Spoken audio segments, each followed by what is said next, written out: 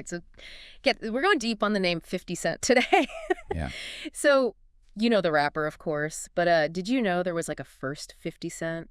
The OG? Yeah, back in the 80s. Wow. His story is nuts. Yeah. Brooklyn in the 80s crime cache, and a nickname that's more myth than fact. Right.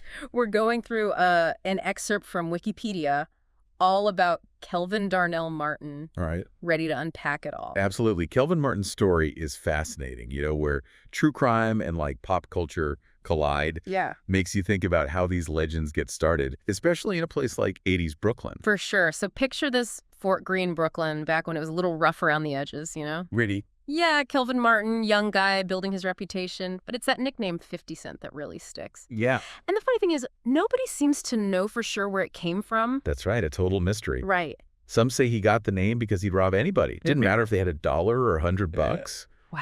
Others say it came from some crazy dice game where he turned like 50 cents into a ton of cash. Really? Yeah. And then there's that whole thing about his 5'2", 120 pounds maybe? Small guy. Yeah, almost ironic, like he's 50 Cent, but he's this small, wiry dude. Yeah, it's that whole don't judge a book by its cover thing, right? Yeah. Small stature, but man, he commanded a presence. Oh, yeah. To get a nickname like that. And that name, whatever it really means, seemed to follow him everywhere.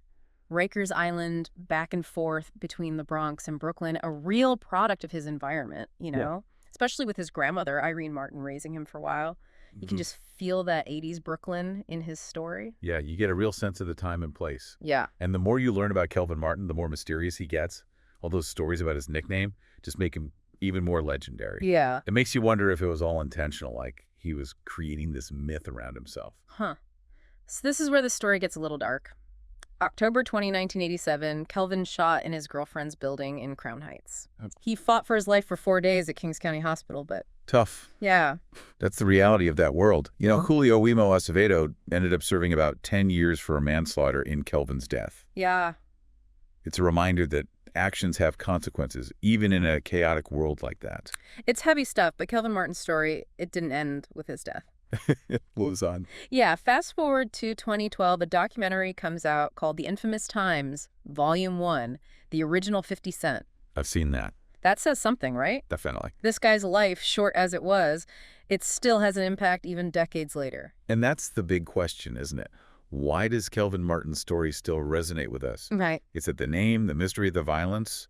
Or is there something more, something about his life that speaks to bigger issues like poverty, ambition, the pull of the streets? That's what we're going to explore. So you really can't talk about Kelvin Martin without talking about Brooklyn in the 80s. Yeah. Fort Greene, where he spent a lot of his time. It was a totally different world back then. Not like all the, fancy places they have now. No, not exactly. Right. I mean, poverty was everywhere. Crime was just a part of life. And opportunities for young people were pretty much non-existent. Right. You can see how a guy like Kelvin, with not many options, might end up on the streets. It's like his environment really made him who he was, right? Absolutely. And Kelvin's story, it isn't just about Brooklyn in the 80s. Right. It's a bigger problem that we're still dealing with today. Poverty and crime, they're still happening in communities all across the country. Makes you wonder if things have really changed at all. Yeah, it definitely raises questions about how we solve these problems. Yeah. But Kelvin Martin's story at least reminds us that these are real people with complicated lives, people making tough choices in tough situations. So how do we square that, the darker side of his life, the robberies, the violence, with this image of him as like a folk hero, this almost mythical figure? Well, the documentary, The Infamous Times, it shows the reality of his actions. Yeah. It doesn't hide the pain he caused. It paints a picture of a flawed person. That's good. At least it's honest. Right. And that's important because it makes us think about his character, and the choices he made. It reminds us that things aren't always black and white. Right. Even someone involved in crime can be both a product of their environment and someone people look up to.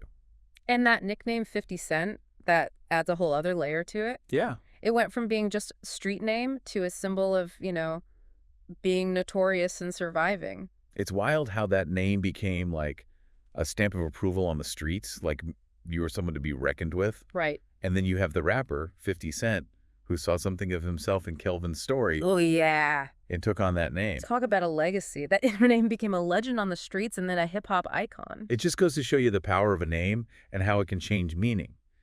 Over time, Kelvin's story became like a blueprint for the rapper. Yeah. It represented this raw determination to beat the odds. But even with the documentary, there's still so many questions about Kelvin. Right. All the different stories about his name just make him even more intriguing. It's like an urban legend that keeps getting passed down. And every time someone tells it, it gets a little more exaggerated. Yeah. And in a way, that mystery reflects how complicated his life was. We may never know the whole truth, and maybe that's what keeps his story alive. It's a reminder that the best stories sometimes are the ones that leave us with more questions than answers. They make us think critically, look at things from different angles, and accept that life isn't always simple.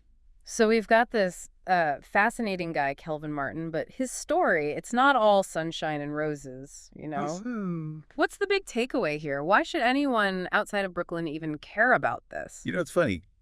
Kelvin Martin's life, as messed up as it ended, it kind of gives us a look into some really big issues that are still around today. Like what? When we're talking poverty, the pull of street life, how some neighborhoods can feel like a pressure cooker, you know? Yeah. This stuff didn't just disappear in the 80s. Right. It's like his story is from a different time, but the themes are still relevant today. We see the same things happening all over the place. Exactly. And it would be easy to just write Kelvin off as a criminal, end of story. Right. But it's more complicated than that. Yeah. His story makes you think about the choices he had, the pressures he was facing. It humanizes those problems we hear about on the news. You said it. And then there's that whole thing with his name, 50 Cent. Oh, yeah. It's more than just a name at this point. It's a symbol. It's amazing how powerful that name became. Yeah. On the street, it made you were fearless. You know, you were a hustler no matter what. And then for the rapper 50 Cent, it became about resilience, about overcoming a tough past. It's like Kelvin Martin's story gave the rapper a starting point, but he changed what the name meant. And that's what's so interesting about it. It makes you think about how legacies are formed, how symbols change meaning over time. Why was the rapper drawn to that name? What did he see in Kelvin's life that he connected with? Man, this whole deep dive has been crazy. It's really made me think about these issues in a different way. It's powerful stuff. Definitely adding that documentary, The Infamous Times, to my watch list. It's a great film. You'll see Kelvin Martin's world in a whole new way, and you'll understand the things that shaped him. Who knows, maybe it'll even make you think about the hidden stories and the real lives that are all around us, but we don't always see them. This has been awesome. Thanks for taking us through it. For everyone listening, think about this. How much does your name or what people think of you, how much does that affect who you are? And what about the stories that are hidden right in your own community? What stories are just waiting to be discovered and understood?